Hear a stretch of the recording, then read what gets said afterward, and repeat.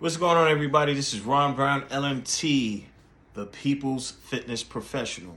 I want to talk to you guys about how to pick a trainer or fitness professional. Before we go into the video, I just want to give you a brief history about myself. I've been a fitness professional for a little over 20 years, a martial artist for a little over 30 years. In my journey, I've amassed a plethora of certifications, from kettlebells to Olympic weightlifting, to cycling, trigger point training. I mean, so many different certifications. So I would be your person to help you along your fitness goals and journey.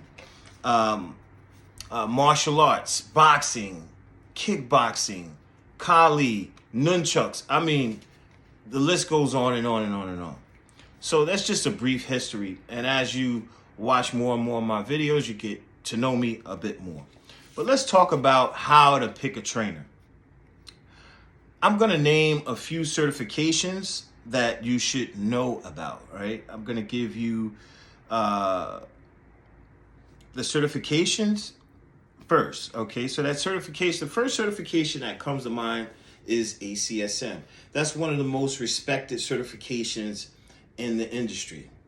Another certification is the certification that I have is the ACSM certification. Okay, another certification would be ACE. And last but not least, National Strength and Condition certification. So those are the certifications that you want to look out for. When you go to pick a trainer, you want to ask, what certification do you have? What's your background? Some people go to school and they go to school for exercise physiology, and that's a plus. That's a plus. That's something that I didn't do because I got into personal training fairly early in my life, and I've been successful with it since then. So, and I've always gone to do certifications and education with the companies that I've been a part of, Equinox in particular. So, certifications, you ask your trainer, what certifications do you have? And that will kind of reveal pretty much like their philosophy and their approach with dealing with clients. So that's number one, certification. Okay. 2 is experience. If you have a trainer that's gone through 4 years of college, and done exercise phys, and now they have a certification, that's great. However, if they don't have the experience,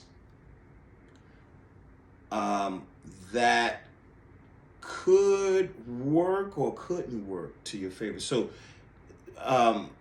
having the experience, let's say if you have a trainer who's done schooling or they've done a certification and they're fresh and new, as far as the training being affordable, that will work in your favor if the person's just starting out, right? So your package prices would be lower, right? It would be cheaper because this is a brand new personal trainer. However, this person does not have the experience. So if you have like a bad shoulder or a bad back, they may not know how to approach this situation, right? They may not know how to handle a client like this. So, however, if they're a part of like a brand like Equinox or a Club Fit or whatever club, they may have mentors around to help you. So experience, of course, as you know in life, is the best teacher, right? That's what they say. So having that experience would be best. However, if the trainer is fairly new, that doesn't necessarily mean that the trainer doesn't have the education to help you. So a brand new trainer can actually do good for you. It depends on the trainer. So now, however, if you have a trainer with the experience, okay, that's a plus. However, the price of the package obviously will go up because the trainer has the more experience. Okay, so that's one thing. Those are two things you want to take a look at: the certification and the experience. Okay, the other thing you want to look at is the type of coach this person is, and the way you find out what type of coach this person is or trainer this person is from the initial session. Usually in this field, you always get like a comp session, so you can kind of see what this trainer is about. Now, during this comp session, you want to ask those questions. You want to ask the certification questions if you didn't ask already. You want to ask the experience questions if you didn't ask already. But this point here is about the type of coach. Now, you have a drill sergeant type of trainer, and you have the trainer, and then you have the coach. So the drill sergeant is more a person that's just motivating, and is motivating, and sometimes the drill sergeant, the con about the drill sergeant coach, sometimes it could be, sometimes you really need water in your session, but the drill sergeant says, no, I need you to get this set in, but you actually need the water. But no, he's telling you, forget about the water. Go ahead. You have to train. You have to work hard. Or the drill sergeant, the con about this drill sergeant trainer sometimes could be, this drill sergeant can push you past your limits and actually injure you. So sometimes the drill sergeant isn't the best coach for someone just starting out. Okay, so those are your cons for a drill sergeant type of trainer. The pro is that the drill sergeant is motivating, right? This drill sergeant is motivating, and this drill sergeant is going to push you, past your limit, which some people probably need in certain points of their program. So you got the drill sergeant, then you have the trainer, who's like very technical. This trainer is going to make sure that you're squatting in the proper position, your back straight, and he's going to, pretty much give you constant feedback throughout the session. That's the con, because you're trying to do an exercise, and he's just constantly give you feedback. Fix your chest, fix your back, fix your legs, fix your this, fix your that. As opposed to like just allowing you to move through the movement, as long as your back and everything are in the proper anatomical position for the exercise, avoiding the injuries. So if your back is flat enough for you to perform an exercise, I'm not gonna force you to now get your chest out, get your shoulders down. One thing at a time. One feedback at a time. One thing at a time. So, that's the con about the technical trainer guy, right?